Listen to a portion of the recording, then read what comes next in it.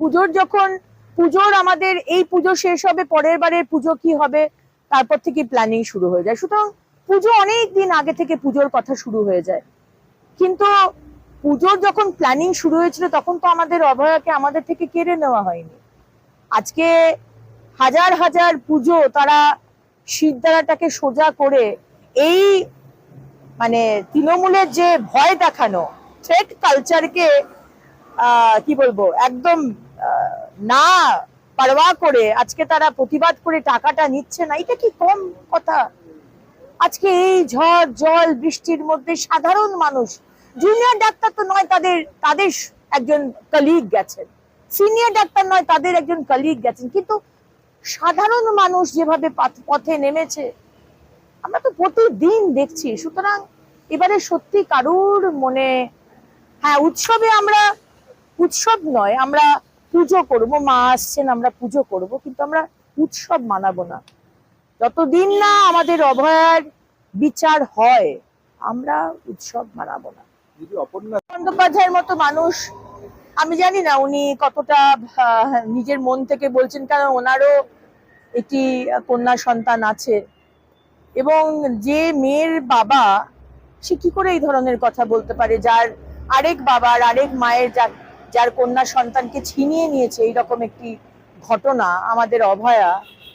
এবং যেটা উনি বলছেন আমার মনে হয় উনি রাজনীতিতে পশ্চিমবঙ্গে রেলেভেন্স থাকার জন্য উনি বলছেন, কারণ কি এখন তো অনেকগুলো লবি তৃণমূলের, একটা মমতা ব্যানার্জির লবি, একটা অভিষেক বন্দ্যোপাধ্যায়ের লবি, উনি আমি জানি না কোন লবিতে পড়েন, রেলেভেন্স থাকার জন্য ওনাদেরকে এই কথাগুলো বলতে হয় আর কি।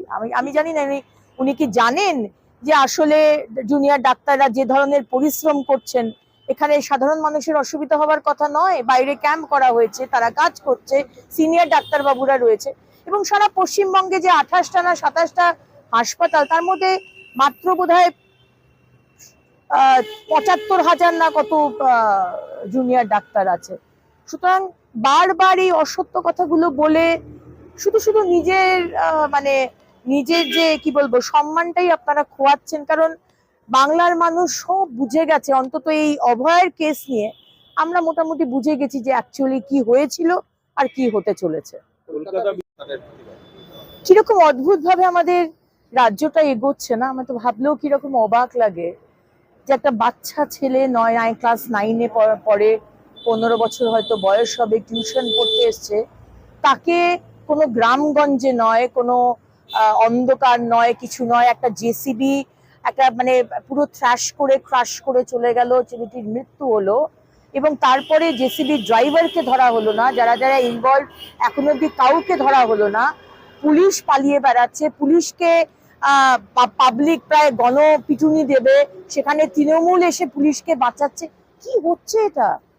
যারা মারলো ছেলেটিকে, আজকে মহালয়ের দিন বাচ্চাটিকে তার মা বাবার কাছ থেকে কেড়ে নিল, আজকে কলকাতার এই কি বলবো মদ্যপ অবস্থায় যে ড্রাইভার ছিল জেসিবি, তাকে না ধরে আজকে যে বিজেপির নেত্রীর উপাধি, সে সারা রাত ধরে সেখানে থানায় বসে আন্দোলন করলো, সে বারবার বলছে আমাদের একটাই দাবি যে অ্যারেস্ট করা হোক, আমরা তো আলাদা কিছু চাইছি না, আমরা তো কলকাতা পুলিশকে বলছি না আমাকে টাকা দাও, আমাকে কাটমানি দাও, আমাকে তোলাবাজি দাও, তা তো আমরা বলছি না, আমরা শুধু বলছি যে ক্রিমিনাল তাকে তুমি অ্যারেস্ট করো। তার জন্য রূপাদিকে আপনারা অ্যারেস্ট করে নিয়ে গেলেন, আর যে আসল কালপ্রিট, যে একটা বাচ্চা ফুটফুটে ছেলে যার সামনে সারাটা জীবন পড়ে আছে, তাকে মেরে দিল, তাকে শেষ করে দিল তার জীবনটাকে, নিজের তাদের নিজস্ব মদ্যপ অবস্থায় সে ড্রাইভার ছিল নাকি, আজকে তাকে আপনারা ধরছেন না। এটাকেই কি এগিয়ে বাংলা বলে মুখ্যমন্ত্রী? অবাক হয়ে যাই আমরা। সরকারি কাজে বাধা দেওয়া, সরকারের কাজ না করা, তাতে কিছু ইয়ে হয় না, তার কোনো ধারা হয় না। আজকে যে সাধারণ মানুষের টাকায় আজকে সরকার চলে, আজকে সেই সাধারণ মানুষের একটি মধ্যবিত্ত বাড়ির ছেলে, তাকে আপনারা জোর করে অ্যাক্সিডেন্ট করিয়ে খুন করালেন, তার জন্য তার কোনো ধারা হয় না।